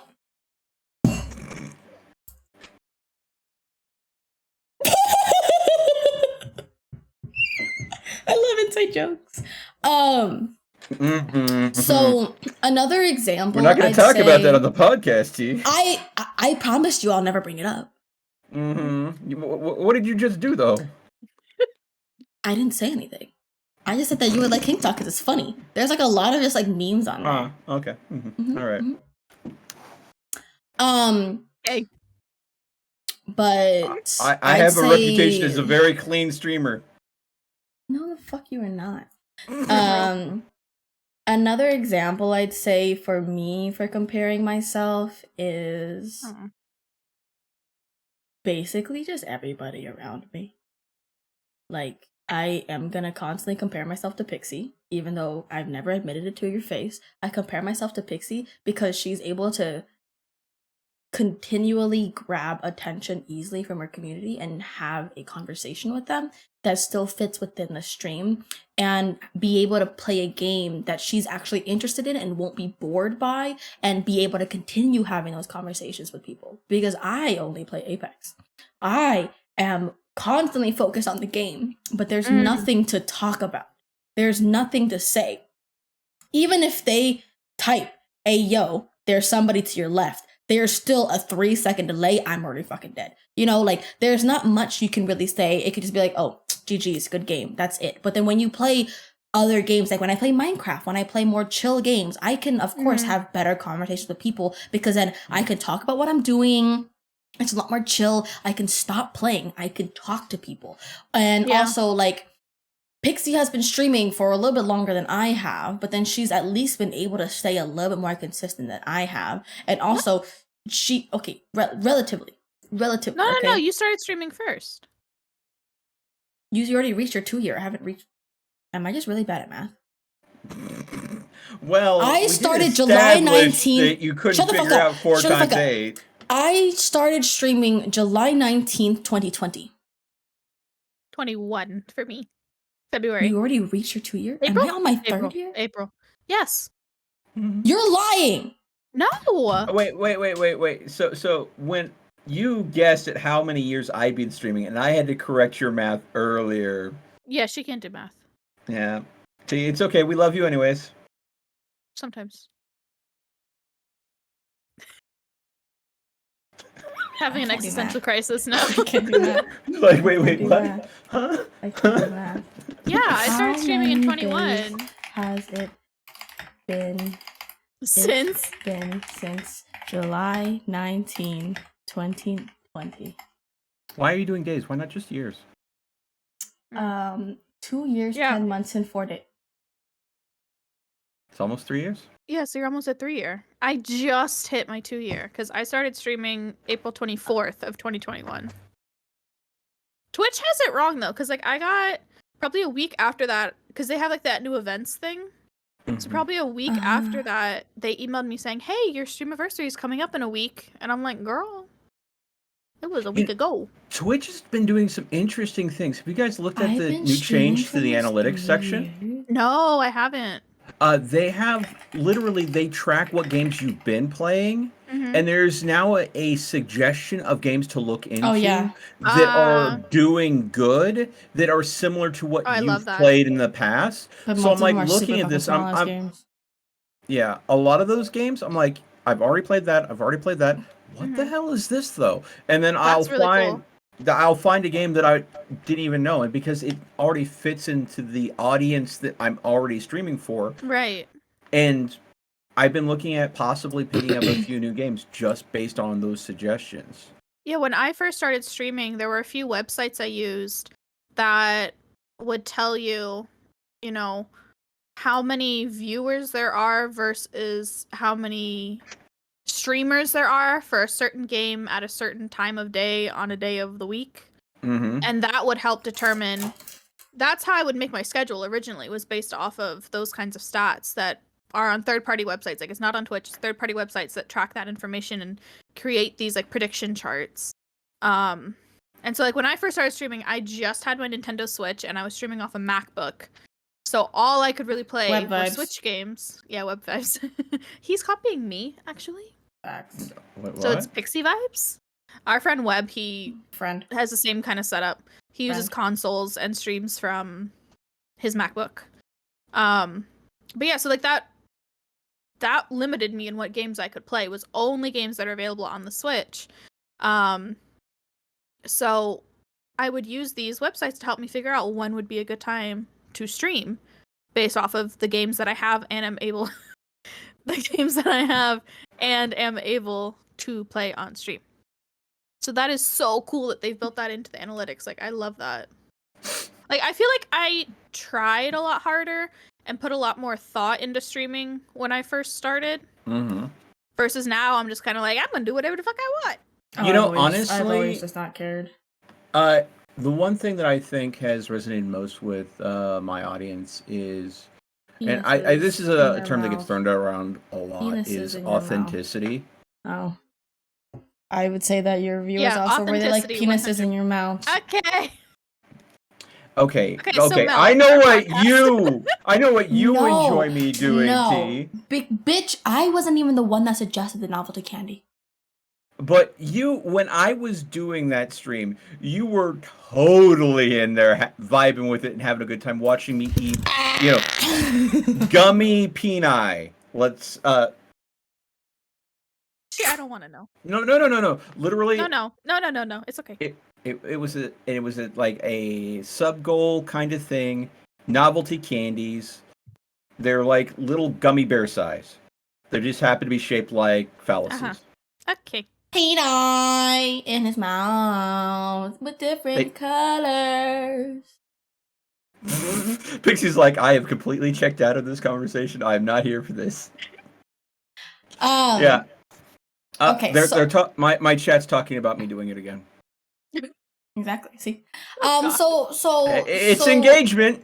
To continue the conversation, to try to reel in the end because it's about to hit 1:30. What have you guys done to counteract those spirals that you guys have gone through? Take naps. Yeah. Well, yeah. If you're really if I'm depressed, unconscious, I can't spiral. But I literally. So I was at the dentist yesterday, and one of my wisdom teeth sites have been giving me trouble since I got them taken out. And he's like, "Is there anything that you notice helps with the pain?" And I'm like, "Sleeping." Like, if I'm unconscious, it doesn't hurt. And same thing with your heart. If you're unconscious, it doesn't hurt. Aww. Bro, you're just telling people to die. Whoa! Damn! No, that is the wrong message and not what I think Pixie was implying. No! Goddamn dark humor, T. My unhealthy coping mechanism is avoidance, so I take naps. But to a certain degree, I will say emotional distress is caused by a chemical imbalance, and sometimes sleep is a great way to let your brain kind of sort that chemical imbalance out on its own. So sleep is good. It is a healthy thing. As long as it's not too much sleep, which is But to go back to the topic at hand, which T would love if we stayed on topic, how to deal with those spirals is do everything you can to decouple your self-worth from that viewership number. focus on what you enjoy doing on stream, not what the numbers look good on. And that's why the thingy-majiggy off so you can't see how many viewers you have. Turn that shit off. Yeah. No. What I've been doing is I will pop up stream elements and I will go to the feed page and I will pop the feed page out of stream elements and have there. So when someone throws a follow at me, when someone goes and donates, someone throws some bits at me. Your OBS. I have that on a side screen where I'm looking at just that, and then I have mostly stream elements just minimized. And what I'll do is when something pops up, I'm like, oh, thank you. I appreciate you going and doing a $25 dono. It really helps. Or something like that. Or I get a new follow. Thank you so much. And because I have that feed up, I can actually read the follow name much clearer than the animation that pops up on screen. Is she bar? I just figured out what she's comparing to me in. Wait, what? I'm like, what the fuck are you comparing to me about? I'm like, oh, I just figured it out. Pixie has a relatively okay amount of viewers, and a lot of them, like. I'm really lucky in that I get stressed out about my number of follows because I feel like my follow count is kind of low, but I'm really, really lucky in that the followers I do have are really, really engaged. So that's something I try to focus on as well too, is like the engagement that I have is great, and I love them. I love them so much. And so why am I jealous? Because I have no engagement. She won't compare herself to me in that way. You want to know why? My chat gives me shit for not reading chat all the fucking time. And I read chat as much as possible and never miss a single message. I try to focus on chat more than anything else. I mean, I use games. I am a very stressed person. I stress out very easily. So I use gaming as a way to try to escapism. Yeah, as escapism, as a better alternative to just sleeping all the time, So I tend to try to play chill games that won't just cause another type of stress.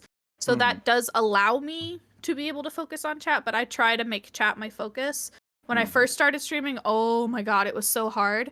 So I would plan out a couple of things I wanted to talk about, just so I could have a monologue going all the time. So that when someone, because they'll watch you for 10 seconds and you have 10 seconds to get someone to decide that they want to stay and watch you longer. So I tried to make sure I was talking nonstop. So when I first started streaming, that is a tip what you're supposed to do, no dead space. I would only stream for an hour and a half, 2 hours, because that's as long as I could go before my throat really started hurting. And then now I'll stream longer now because I have people that will converse with me. But, back in ye olden days when it was just me, I streamed more frequently shorter streams. So that way I could make sure to keep talking nonstop without any dead space. Yeah, honestly, I think I understand having that conversation going and not having that dead space, but me personally, I think it's kind of okay. You can do it. I'm gonna make a comparison here. Go for it. And I'm not going to use movies as an example. There are some movies where it is action, action, action, action, action, action, and there are people out there that absolutely love that. Me. But sometimes you need that kind of space, that room to breathe, to kind of absorb and understand the consequences of all that action and how it causes the story and plot to develop and change. So I find that, yes, I could talk during the entirety of a stream. And yes, I stream for 5, 8, sometimes 13 hours a night. Woo! And I can talk during all of that. Jesus. And T's knows I've done 21-hour streams just on a whim. As well. Yeah. So it's just might as well. No, it's just I just decided I was having too good of a time. I didn't want to stop. Bro. Yeah. Same. I've done that multiple times. Well, for me, it was I was playing Animal Crossing for the most part to start out with. Bro. Oh, you were just vibing. So that's why I really tried to make sure there was no dead air. Is because I'm just playing Animal Crossing. There's no talking. There's yeah. So I would have music playing in the background, lo-fi music, and then I would just be talking about my day, that kind of stuff, Yeah, for me, That kind of thing. the kind of thing I would like. The first game that I officially streamed when I started streaming was Oxygen Not Included. I don't know if either of you are even familiar with that. No, I watched you play. I made I know thumbnails for you. Yeah, I know you did, T. But it's been so long, I don't know if you remember. Oh. But okay, so what was the game about, T? If your memory is so good. Yeah, pop quiz. You in ship and you have other people's, but you control all of them, and then sometimes it's a micromanaging game, basically. Basically, what Oxygen Not Included is, and I'll let Pixie. I'll let Pixie decide how close T is in this. You are the start of a colony of duplicates, which are basically these little printed out little characters that you have to make sure that they have enough food, they have enough water, and you're building inside this asteroid that is in space. Oh, and you have so it's like farming spin.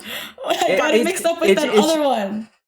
It is basically, do you know what an ant terrarium style game is, where you're looking at the side view? So basically you're having to dig out into the asteroid to find resources and bring them back. So what I did, because this was when I was starting streaming, I didn't have anybody really in voice chat talking to me. It was just me talking to the audience. Yeah. I would go and say, okay, so I understand that I need to regulate the heat for my settlement, otherwise the duplicates will get too hot, or these machines will get overpowered. But right now there's some ice over here. So what I'm going to do is yada, yada, yada, yada. I would talk out the process. Yeah. And that's something that I naturally just did a lot before I even streamed. Like, I literally had some of my long-term friends go ahead and say, Melt, you're narrating again. And I'm like, sorry. Oh no, I don't do it like that, man. I just talk to myself. I would narrate a certain bit, but I would leave dead space in there for me to actually do the work that I said I was going to do. And then when things go one way or another, things work out or they don't, I would go and say, okay, that either did or did not work out. Here's what I'm going to try to see if I can either improve, fix, or move on to the next project. So I had kind of this running narrative going of how I was experimenting and playing with the game, and could I achieve the result that I wanted. Yeah. And so it was a little bit more intellectually involved with it, more than, and some people find that entertaining. And I think that's what drew like my starting audience in. But as I've grown and changed, I don't do that much anymore, because I have, like, if you watch my content now, I am almost never in voice chat by myself, because usually there's someone that wants to be involved, someone that wants to hang out, and it's become a lot more interpersonal, social than me dissecting how a game works. Yeah, I know. I definitely feel a lot more comfortable now. I'm jealous of you guys. Well, I definitely feel a lot more comfortable you could now. always, I mean, you know when I'm available and what times I'm streaming. You could always participate. No, I don't. You don't want to play Apex with people. Not with no, I'm okay with playing Apex with Pixie, because I know that she's bad because she's new, and I can't force her to do anything because you know I can't. I played Apex when it came out. The first 2 weeks of Apex after launch was the funnest experience for me, because everyone was equally shit. I feel that. I feel like I would have enjoyed that as well. I won a battle royale. I was the last person on my team. Wow. And I happened to, one of the drops dropped the overpowered shotgun, and it was just me versus one guy on their team that survived, and he came around the pod that had the shotgun. I just turned around and blew him in pieces, and that was my first and only win.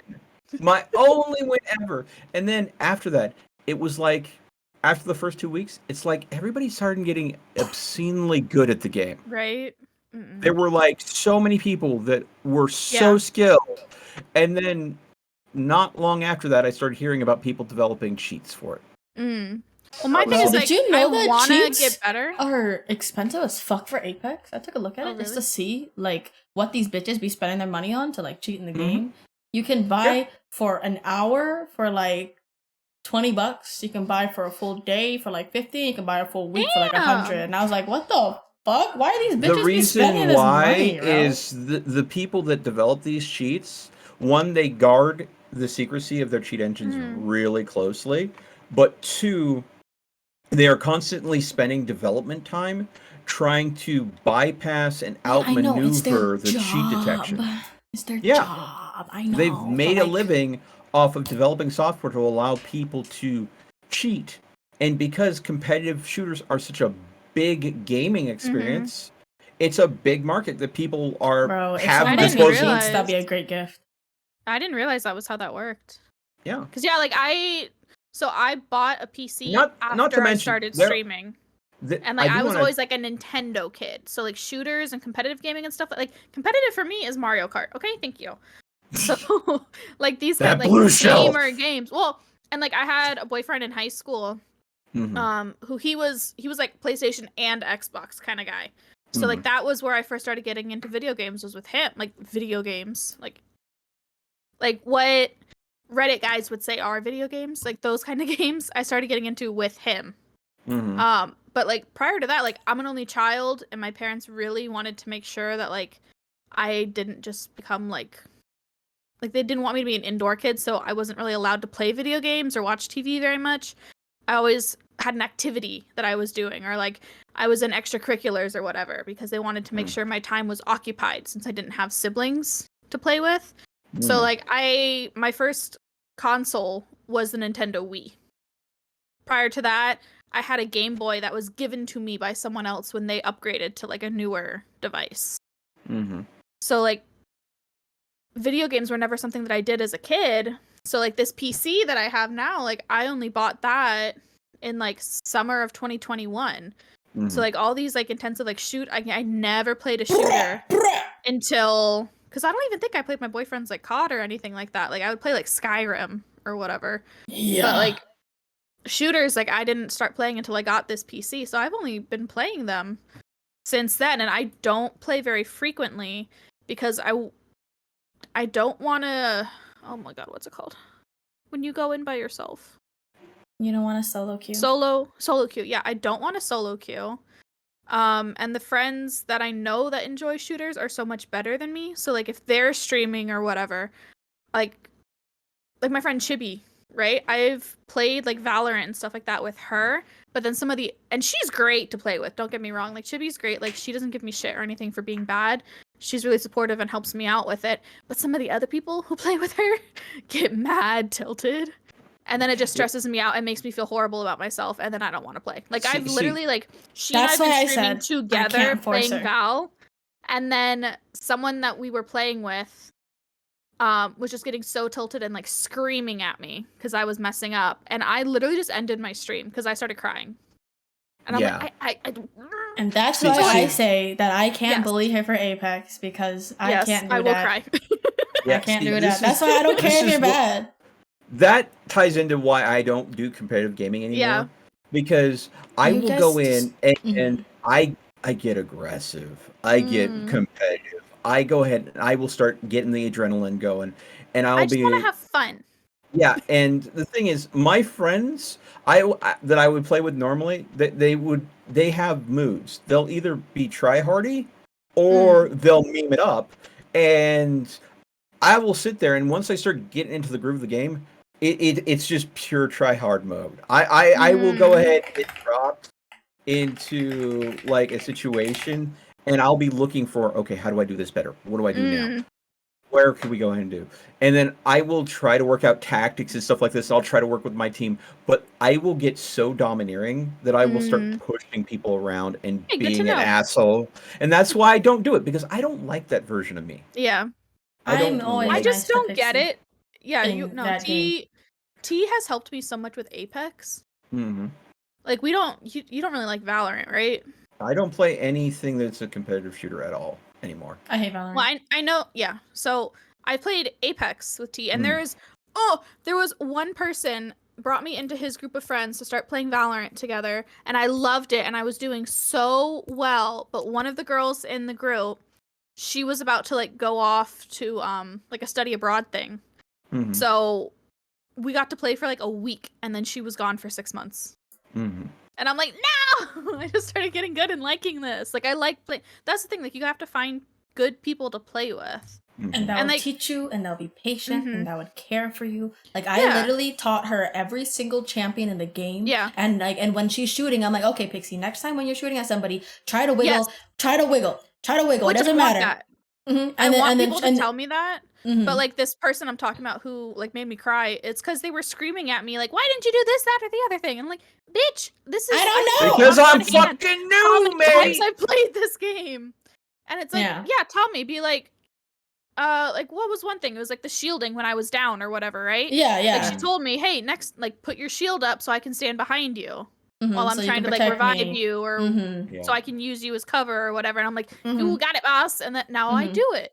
But that's something like I've never played shooting games before, so I don't have that like background knowledge that I can take from other games that I've played and bring it into this one. Like a lot of people that are playing like Valorant and Apex and Overwatch or whatever, they have played other shooter games for, you know, however long. And a lot of that kind of stuff you can carry over. Just like with farming sims. There's a lot of carryover in farming sims, and that's something I'm really good at because that's what I've played. Yeah, all crops need to be watered at some point.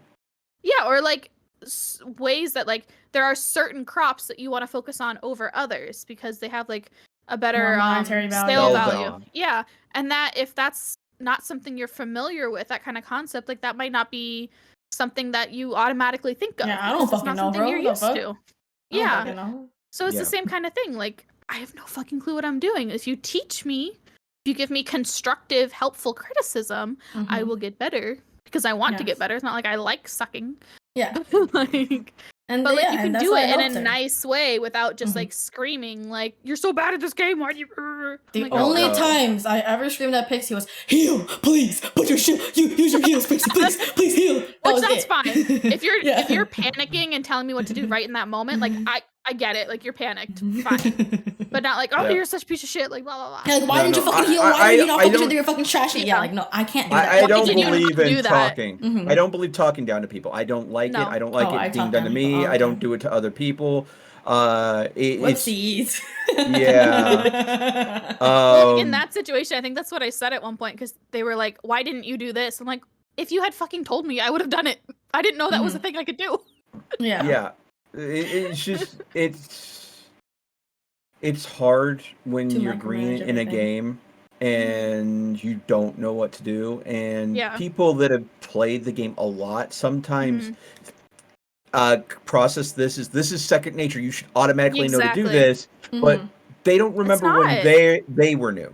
Is the problem. Yeah, exactly. And that happens in a lot of games. And like and tutorials are not always very helpful. Oh no. Like they tell you click this button to do that, but they don't tell you like the strategy, what the situation is, and the how strategy to do it. is what matters. Like yes, I know I click this button to shoot and this button to zoom, but like that's not really what matters in playing games like that. It's the strategy. And the timing of stuff.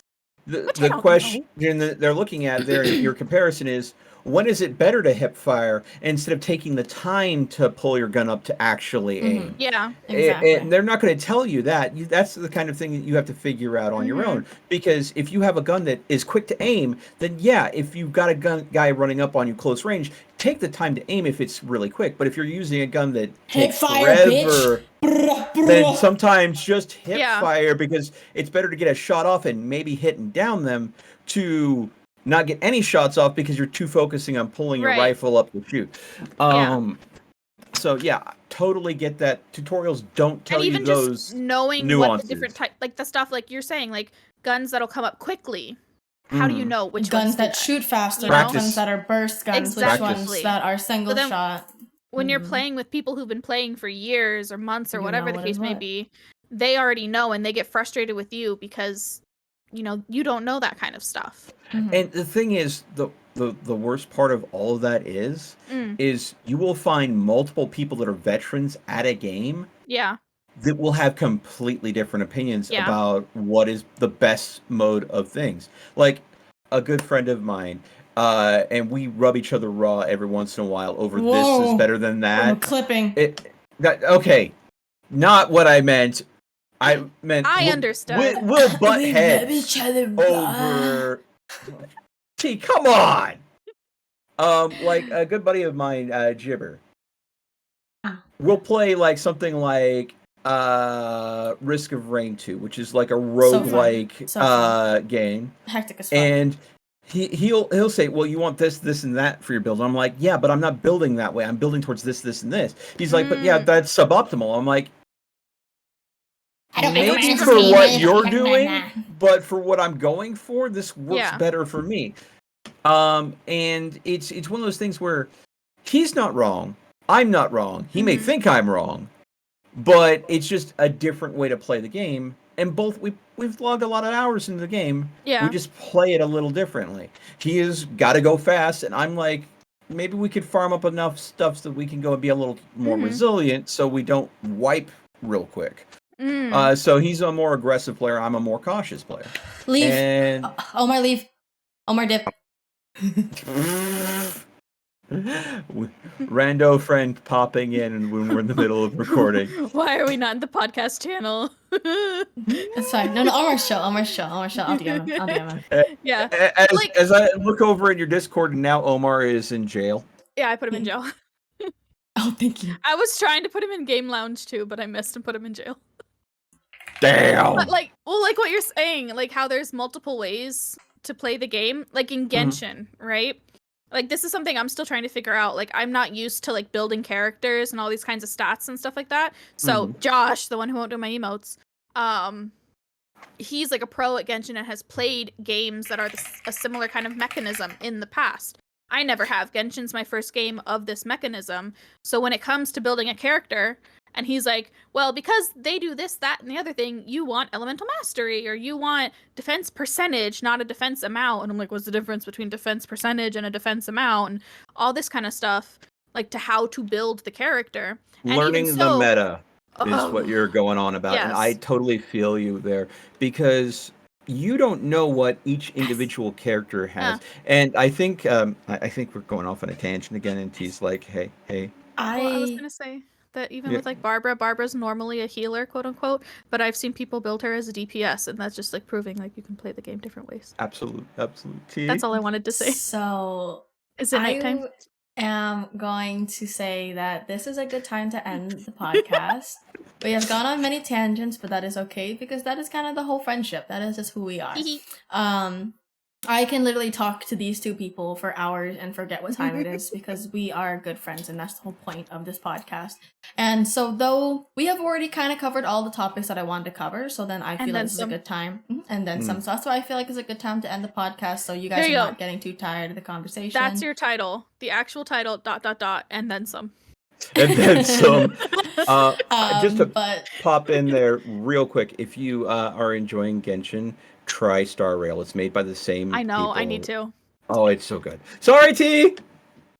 So, thank you guys so much for watching. I hope you guys have a great rest of the day, night, morning, afternoon, evening, or whatever time it is for you guys. I enjoyed this podcast, though it was very much my parents and the kids sitting in the corner listening to what their parents are talking about, because they have no idea what the fuck they're talking about. But I try my best to reel it in. Melt and I have ever met. Yes, yeah, exactly. Yes, this is. So thank you guys to everybody. Definitely go check out their streams at itsPixieStix, just like the candy, or at MeltManGP, both on Twitch. Definitely go check them out. They are amazing. They're streaming, like Pixie said, MeltManofGP. Yeah, no, you said at GP. Oh, MeltManofGP. I apologize. MeltManofGP. Pixie's gonna do a comeback stream this week. Not like the candy. Sorry. It's not. I had to check. I'm like, is it like the candy? It's not. Okay, like sorry. Candy. Okay, Pixie's gonna stream. You got both of us wrong. Guys, stop it! Pixie's gonna stream hopefully tomorrow on the 26th. Melt streams almost every single day except for Thursdays. Definitely check them out. I don't know when I'm gonna stream, so don't worry about me. I need to go. Thank you guys so much. Good night. Have a great rest of your day, guys. Goddamn.